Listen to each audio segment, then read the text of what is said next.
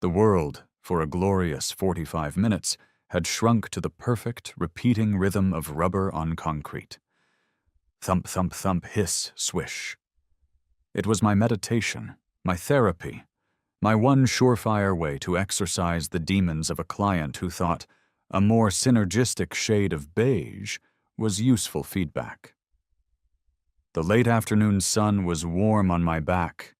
The driveway was my sacred court, and the 10-foot rim was my confessional. I was in the zone, a state of blissful, mindless flow that any work-from-home freelancer would kill for. And then I felt it, a disturbance in the force, a cold shadow falling over the pristine suburban peace. I stopped my dribble, the ball resting on my hip. Across the street, a figure was marching across a lawn so green it looked like it had been rendered by Pixar. It was Brenda. Of course it was Brenda. HOA president, self-appointed guardian of neighborhood aesthetics, and a woman who looked like she ironed her yoga pants. She was wearing a blindingly white tennis skirt and a matching visor, a uniform she wore for all official HOA business, despite the fact our community courts had been resurfaced into a bocce ball pitch 3 years ago at her insistence. She came to a stop at the edge of my driveway, hands on her hips, her lips pursed into a thin line of disapproval. It was a look that could curdle milk from 50 paces. "Alex," she said. Her voice didn't carry. It drilled. "Brenda," I replied, forcing a smile that felt like it was cracking my face. "Beautiful day, isn't it?" "It was," she said, her eyes flicking from me to the basketball hoop with undisguised contempt. "We need to talk about the noise." I blinked. I looked around the tranquil cul-de-sac. A gentle breeze rustled the leaves of a maple tree. Somewhere, a wind chime tinkled melodically. The only noise had been the basketball. "The noise? Brenda, it's 4 o'clock on a Tuesday. The loudest thing on this street is probably someone's dishwasher." "It's the incessant thumping," she clarified, her nose wrinkling. "Thump, thump, thump, it's terribly disruptive. My Shih Tzu, Princess Beatrice, has been unable to settle for her afternoon nap." My brain short-circuited for a second. I was being cited for disturbing the peace of a dog named after a minor royal. "I'm sorry to hear about Princess Beatrice's distress," I said, my voice dripping with a sincerity I did not feel. "I'll try to thump more quietly." A flash of irritation crossed her face. Sarcasm was a language she did not speak.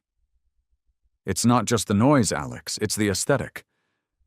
Ah, there it was. Her favorite word, aesthetic. She wielded it like a weapon, the ultimate, unchallengeable justification for any of her tyrannical decrees. "It's a visual blight," she continued, waving a dismissive hand at the hoop. It was a perfectly normal, portable basketball hoop, the kind you see in millions of driveways across America. That faded backboard, the garish orange rim, it lowers the aesthetic appeal of the entire neighborhood. We have standards to maintain. "It's a basketball hoop, not a meth lab," I thought. "It's literally the most wholesome, all-American thing imaginable." Out loud, I said, "It's just for fun, Brenda. A way to unwind after work."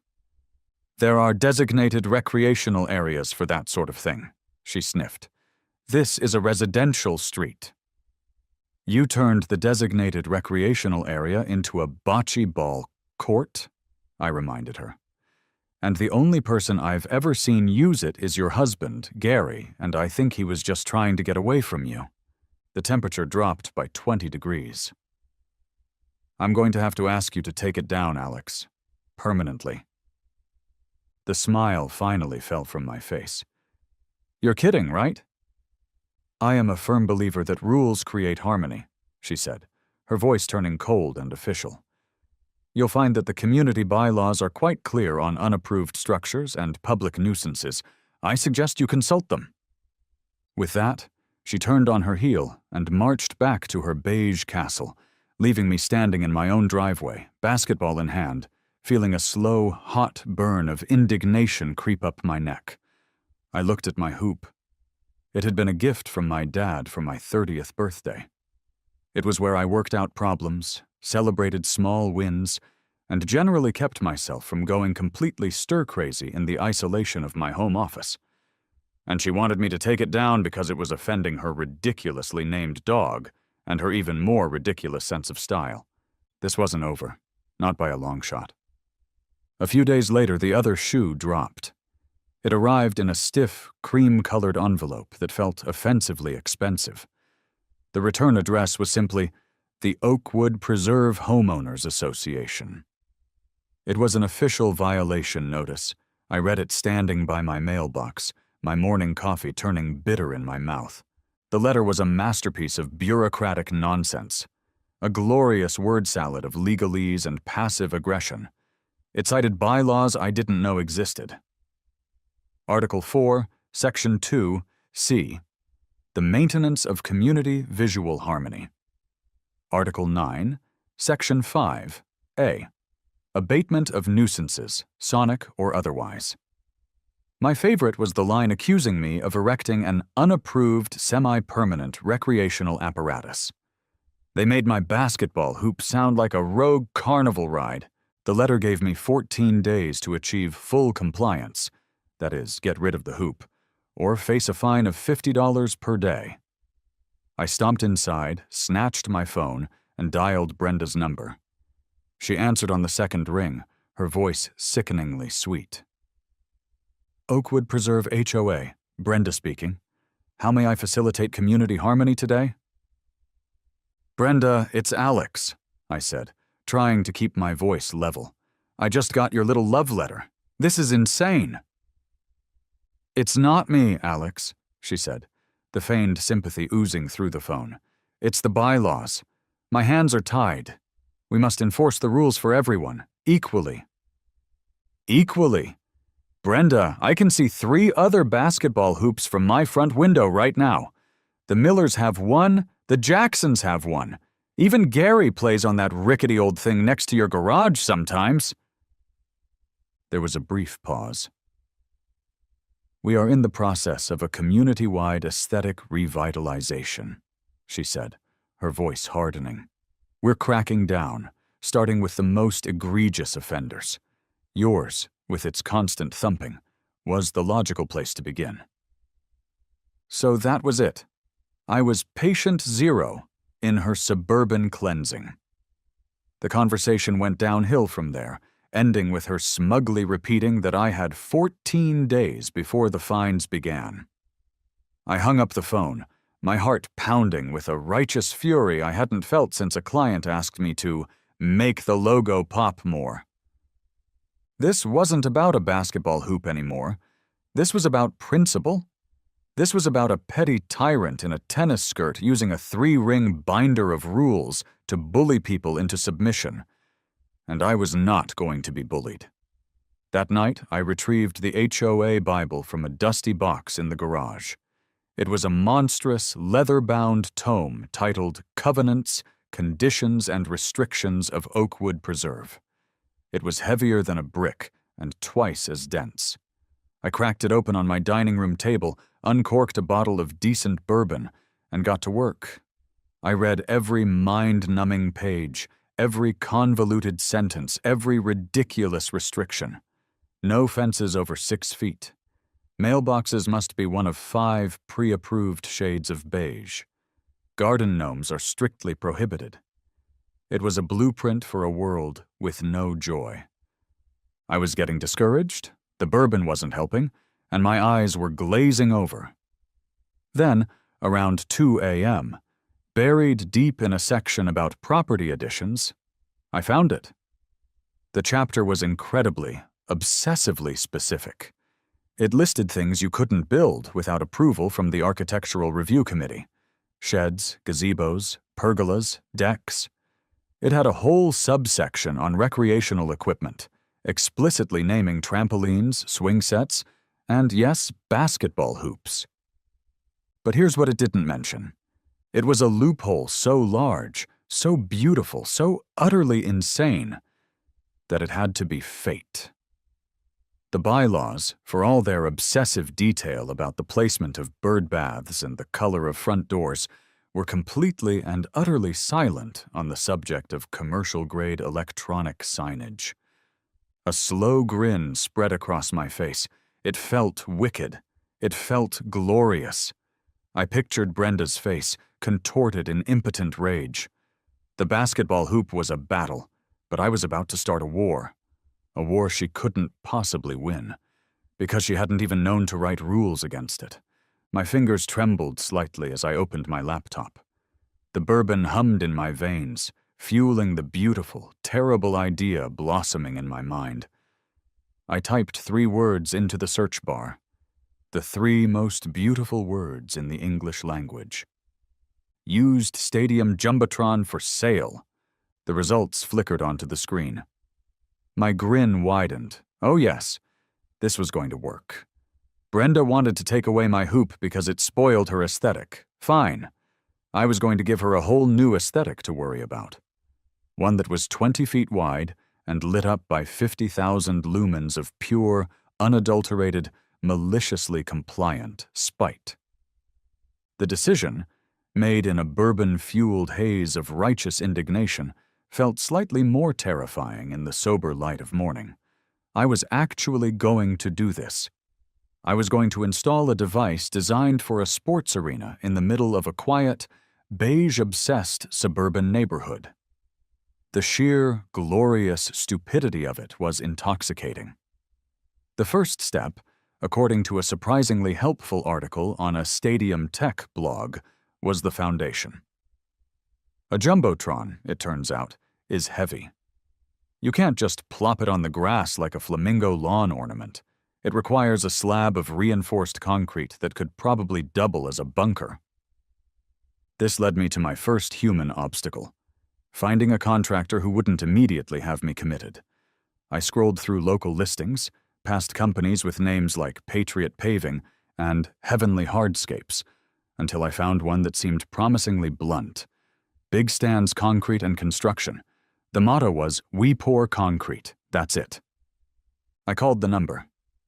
A voice that sounded like it ran on gravel and cheap cigars answered with a single syllable. Stan.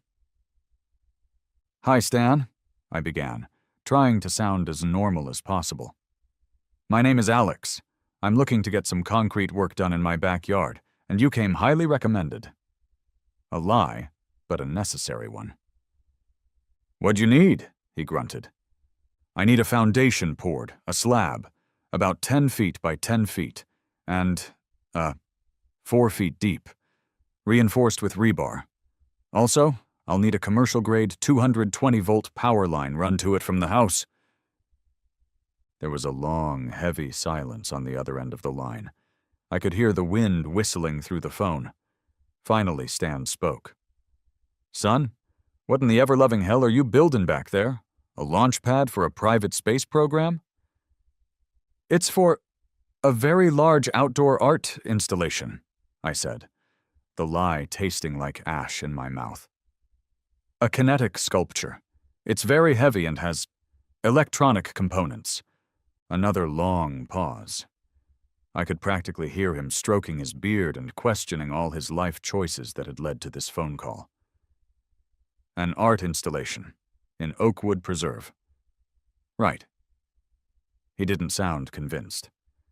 Look, kid, a job like that with that kind of depth and a commercial power run, it's going to be expensive.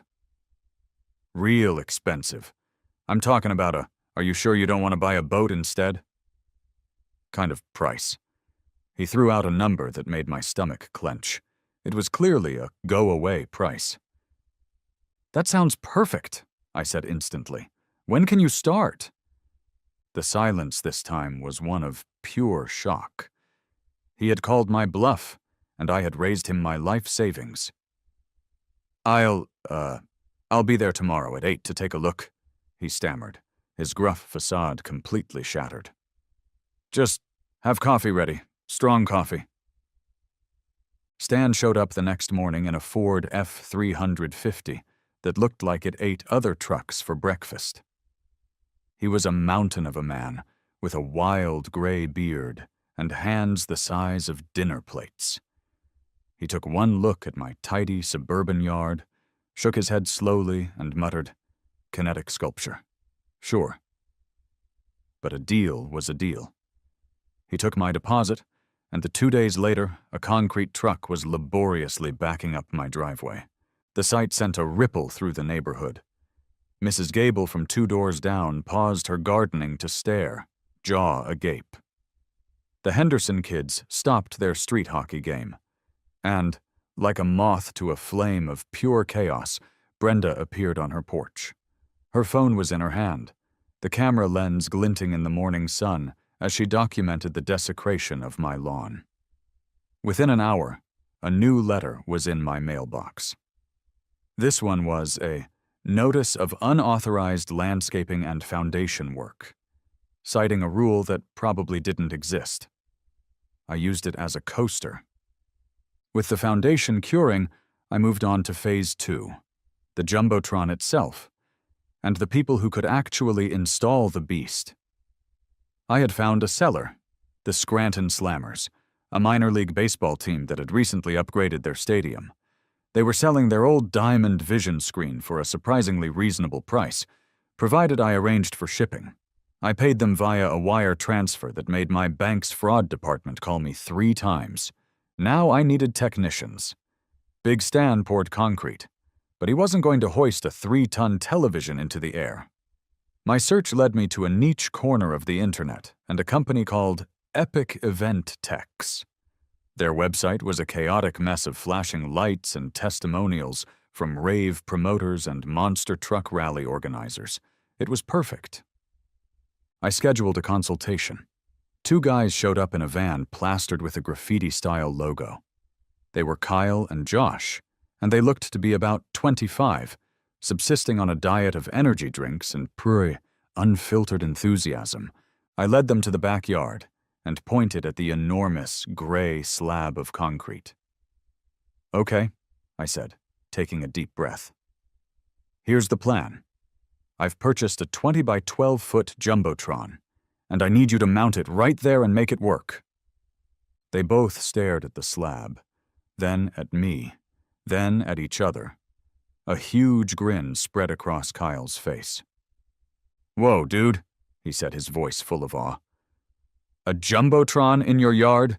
That is the sickest thing I have ever heard." Josh was already pacing around the slab, his mind racing. "The weight distribution is key. We'll need a crane, obviously, a big one. And the controller interface. Can we run fiber optic to your office? We could build you a custom control panel. We could even rig it to stream from your phone." Unlike Stan's weary skepticism, Kyle and Josh radiated pure, unadulterated joy. They didn't see a crazy person having a suburban midlife crisis. They saw a visionary. They saw a legend in the making. They were my people. "But, why?" Kyle asked, finally stopping his excited bouncing. "My HOA president told me to take down my basketball hoop," I said. They both went silent again, a look of profound understanding passing between them. "Say no more," Josh said, his voice now deadly serious. "This is a righteous quest. We are so in." The next few weeks were a blur of planning. My living room became a war room, covered in blueprints, electrical diagrams, and shipping manifests. Kyle and Josh were geniuses, figuring out every logistical nightmare, from reinforcing the steel frame to weatherproofing the delicate electronics. They were less like contractors and more like gleeful co-conspirators, their excitement fueling my own resolve. Then came the day, delivery day. It started with the truck. A massive 18-wheeler flatbed that had to perform a 17-point turn just to make it onto our street. The driver, a weary-looking man named Sal, got out, took one look at the quiet cul-de-sac, and sighed. "This is the place with the big TV?" The entire neighborhood was out. It was a bigger event than the annual 4th of July parade. People were on their lawns, peeking through their blinds, their faces a mixture of confusion, horror, and barely concealed delight. Taped to my front door was a fresh stack of violation notices from Brenda, including a new one for obstructing a public thoroughfare with a commercial vehicle. Brenda herself was not just watching.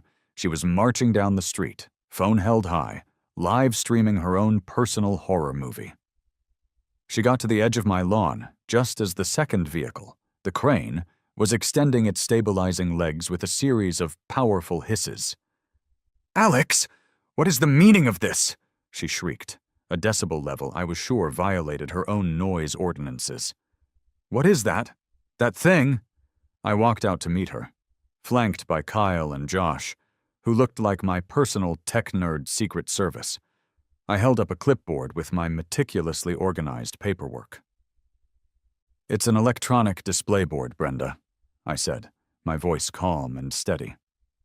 "I checked the bylaws you were so fond of quoting. It is fully compliant with Article 7, which covers property additions. As you know, that article is very specific about sheds and gazebos, but it contains no language whatsoever restricting the installation of digital displays, regardless of their size or luminosity." She stared at me, her mouth opening and closing like a goldfish. She tried to say something about the Architectural Review Committee, but I was ready. The committee's purview, according to Article 5, Section 3, is limited to permanent structures affecting the roofline or foundational footprint. This is a freestanding electronic device, not applicable. I had done my homework. I had weaponized her own ridiculous rules against her. She was utterly, beautifully speechless. The crane operator gave a thumbs up.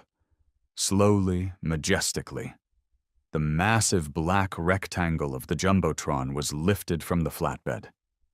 It swung through the air, a dark monolith against the clear blue sky, blotting out the sun as it passed over my roof. The neighbors gasped. It was like watching the arrival of an alien artifact. With surprising delicacy, the crane lowered the Jumbotron onto the waiting steel mounts on the concrete slab.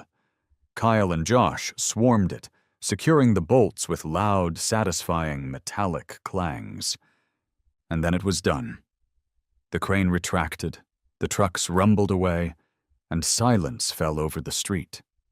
There, in the middle of my perfectly average backyard, towering over my Weber grill and the small vegetable garden I'd planted last spring, stood a Jumbotron. It was off, just a silent, black void. But its presence was deafening. It was a monument to spite, a testament to the glorious things a man can achieve when he's been pushed just a little too far. For a week, the Jumbotron stood silent, a dormant beast in my backyard. It was a week of unbearable tension. Kyle and Josh were running cables, weatherproofing connections, and installing the custom control panel in my office. It was a beautiful piece of tech, a sleek black box with an array of buttons and a single, large, tempting red button labeled Activate. Meanwhile, the neighborhood buzzed. I became a local cryptid, spotted only fleetingly through my windows. Brenda must have been working overtime, because the HOA letters now arrived in batches, delivered by a bewildered-looking mail carrier. I was cited for things I didn't even know were possible. Violation of vertical space agreement, creation of an oppressive shadow, and my personal favorite, intentional disruption of migratory bird patterns. I started using them to level a wobbly table. Finally, the day came. Kyle and Josh gave me the green light via video call, their faces appearing on my laptop screen, giddy with excitement. "All systems are go, Captain," Josh said, giving me a mock salute. "She's ready to fly." "You are about to become a god," Kyle added dramatically. "Or like a really, really annoying neighbor. Either way, it's epic." I sat in my office chair, the gentle hum of the control panel filling the room. My hand hovered over the big red button. This was it. the culmination of weeks of planning, a ridiculous amount of money, and a level of pettiness that was probably unhealthy. I took a deep breath and pressed Activate. The panel lit up, and through my window I saw the backyard bathed in a soft, ethereal glow. The 20-foot screen flickered to life, running through a boot-up sequence that looked like something out of NASA mission control. And then the first image appeared, crystal clear in glorious high definition. It wasn't a football game, it wasn't a movie, it was a single still photograph I had taken weeks ago. A loving, beautifully lit portrait of my old basketball hoop, leaning against the side of my garage where I'd stored it. And underneath, in a simple, elegant white font, were 2 words, "Never forget." I walked to the living room window that overlooked Brenda's house. Her porch light flicked on. I could see her silhouette in the doorway, a dark shape against the warm light of her home.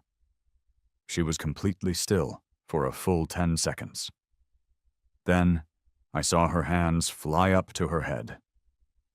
And then, carried across the perfectly manicured lawns and professionally landscaped gardens, came a sound I will cherish for the rest of my days. A long, piercing shriek of pure, undiluted rage. Phase 1 was complete. The shriek was, predictably, followed by a phone call. Not to me, of course, but to the local police department. An hour later, as I was contemplating what to display next, the familiar red and blue lights painted dancing patterns on my living room walls. A police cruiser was parked at my curb. I opened the door to 2 officers. The first was a man in his mid-50s with a thick mustache and weary eyes that had clearly seen the full spectrum of human stupidity. His name tag read Dave. His partner was young, barely out of his 20s, with a name tag that said Miller. He was trying very hard to look serious, but his lips were twitching, a telltale sign of a man desperately fighting back a laugh. "Good evening," Officer Dave said, his voice as tired as his eyes.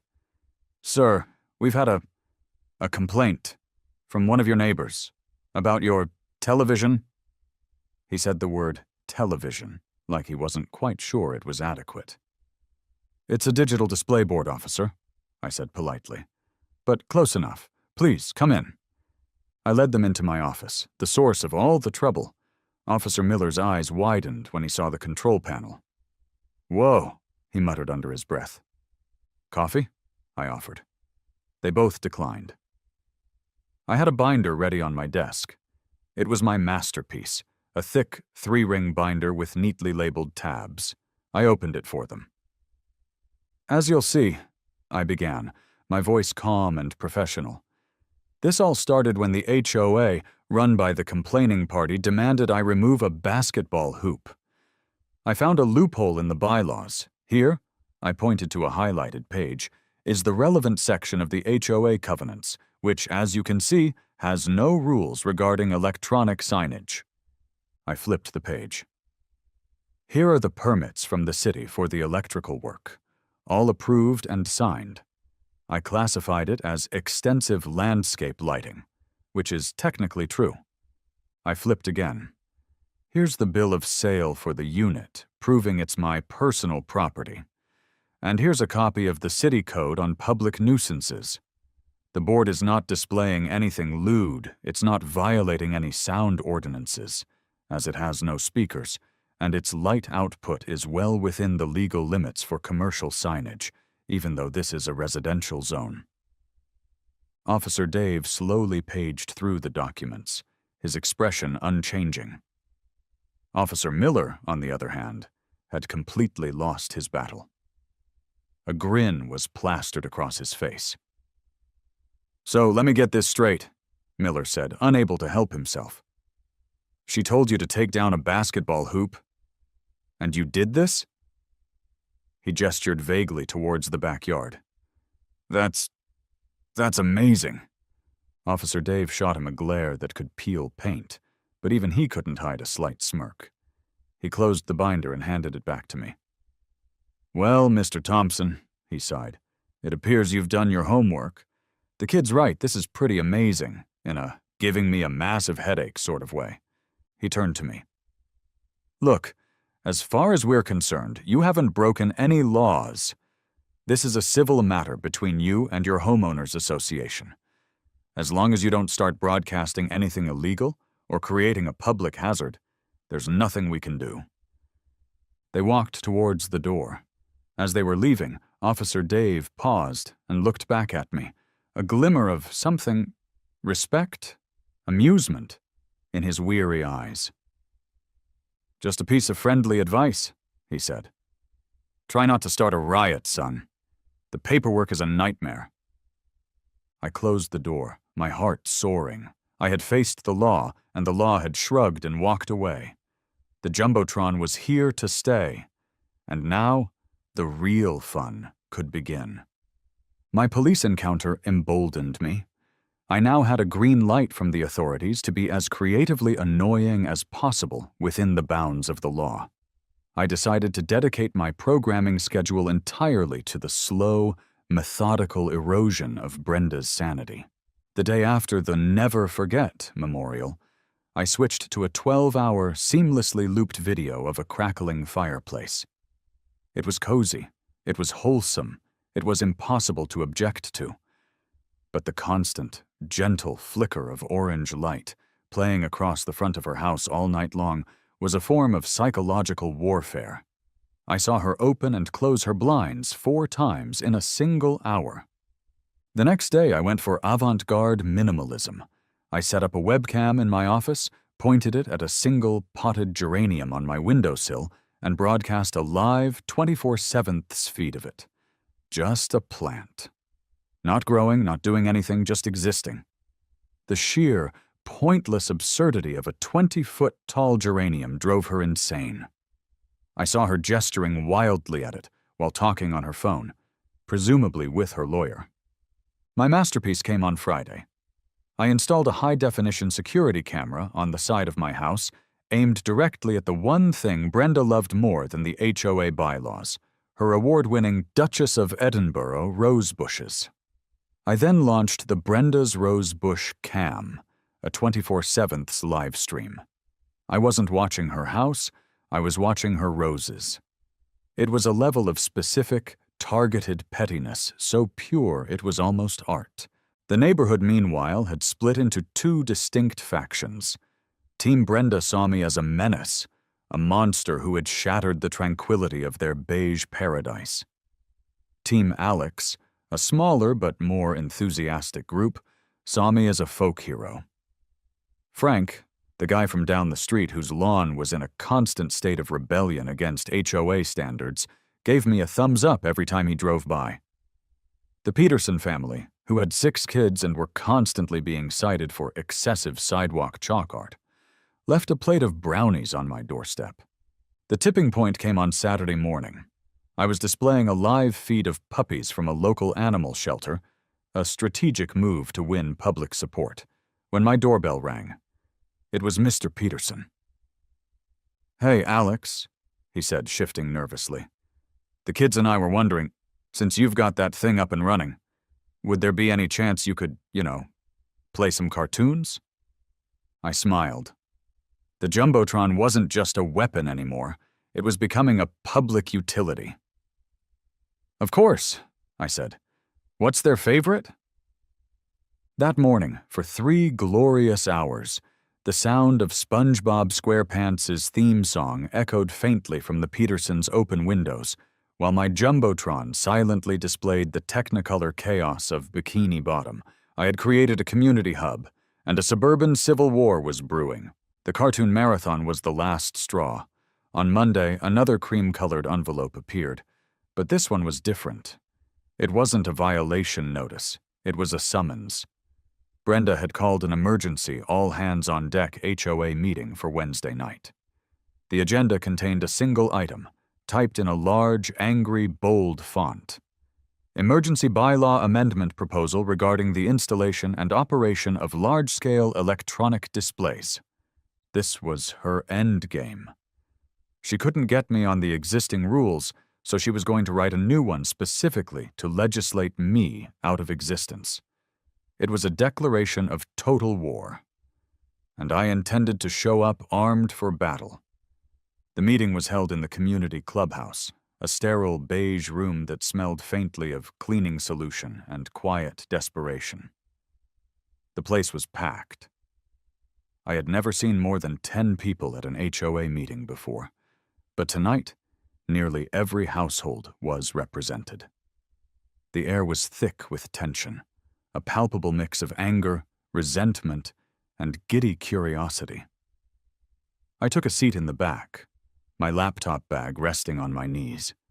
Brenda stood at a flimsy podium at the front of the room, flanked by her 2 bored cronies, a meek woman named Carol and a grumpy old man named Arthur. Brenda banged a small gavel, and a hush fell over the room. She launched into a tirade. It was a truly epic performance, a masterwork of self-righteous fury.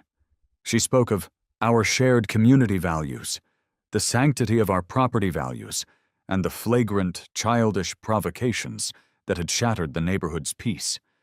She painted me as a villain, a renegade who cared for nothing but his own selfish whims.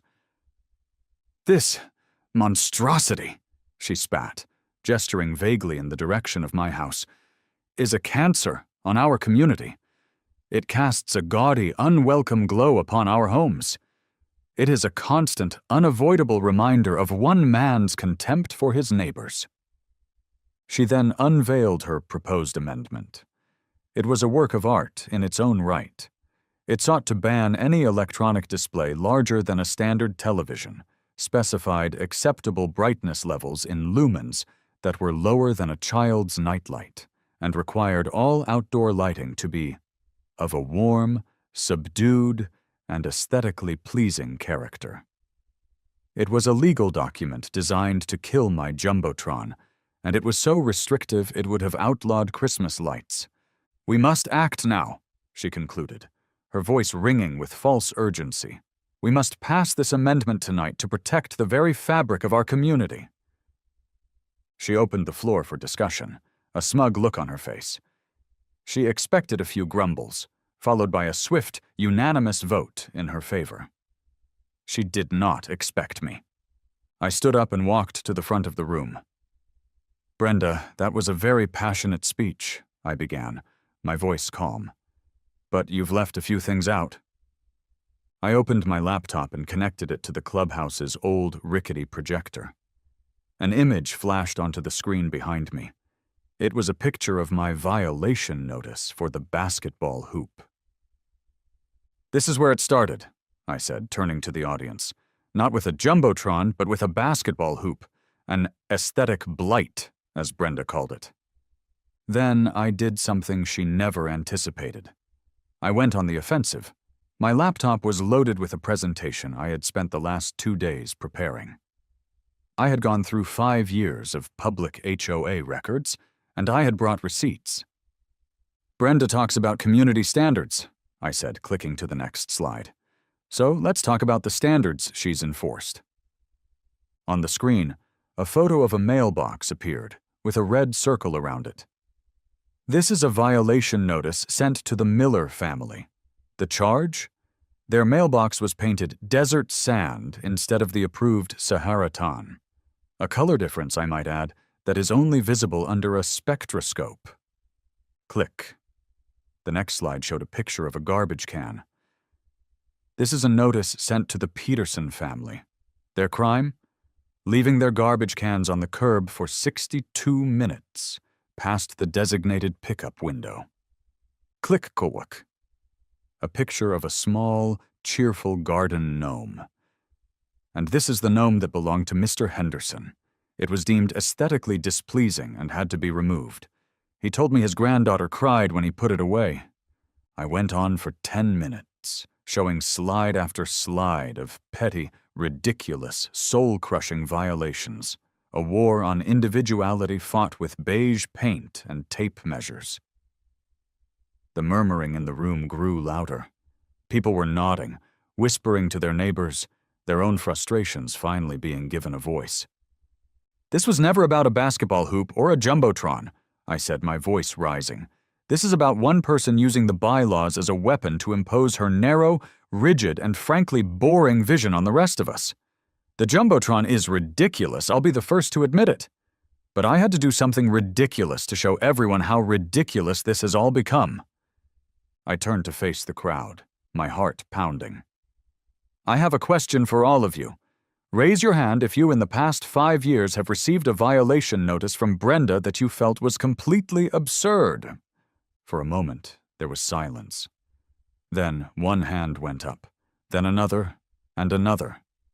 Within seconds, more than half the hands in the room were in the air. It was a silent, powerful rebellion. The meeting completely spiraled out of Brenda's control. The tide had turned. People started shouting out their own stories. Frank, the lawn rebel, stood up and yelled about being fined because his grass was 3 inches high instead of the mandated 2.5.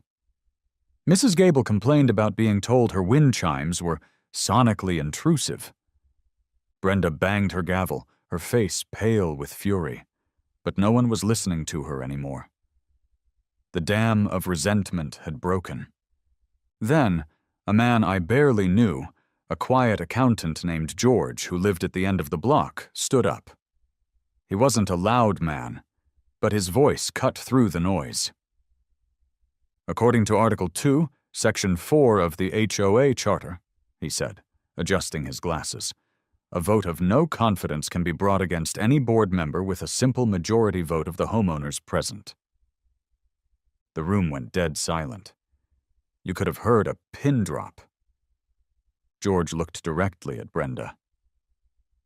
I, George P. Sanderson of 124 Willow Creek Lane, formally move for a vote of no confidence in Brenda Jenkins as president of the Oakwood Preserve Homeowners Association. From the back of the room, Frank yelled, "I second the motion!" Chaos erupted. Brenda was screaming that they couldn't do this, that it was against the rules, a rich irony that was lost on no one. Arthur and Carol, her board cronies, looked terrified, shrinking in their chairs. George, the unlikely hero, calmly collected ballots and passed them out. The vote was not even close. It was a landslide. Brenda was ousted in a humiliating public spectacle, the culmination of years of her own petty tyranny. She stared at the final tally, her face ashen, then gathered her things and stormed out of the clubhouse without a word. The room erupted in a roar of cheers and applause. It was over. A week later, I sat before the new, hastily elected HOA board, headed by none other than George the accountant. Their first official act was to formally rescind every violation notice I had ever received. Their second was to address the glowing 20-foot elephant in the room. "Alex," George said, a small, wry smile on his face, "we all appreciate what you did. You were the catalyst for a much-needed change. However, we do need to talk about the, electronic display board." "I'm open to suggestions," I said. We reached a compromise. A Jumbotron code of conduct. It could not be operated between 10 p.m. and 9 a.m. The brightness had to be kept at a reasonable level, and the content could no longer be personally targeted at any specific resident or their rose bushes. I happily agreed. The final scene of this ridiculous saga took place a few weeks later. The air was warm, smelling of cut grass and charcoal. I was in my driveway, under the familiar orange rim of my reinstalled basketball hoop. I took a shot, the ball arcing perfectly through the twilight air. Swish. In the background, my Jumbotron was glowing.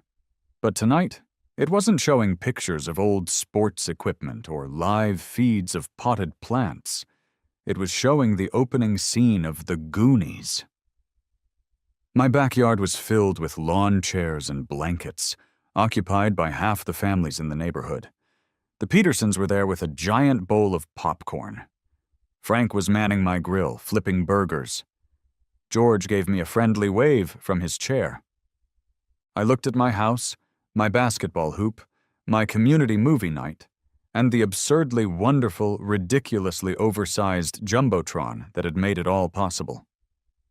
I leaned against the post, a wide, satisfied grin on my face, and spoke to no one in particular. "Yeah," I said softly to the evening air. "I'd say that was worth it.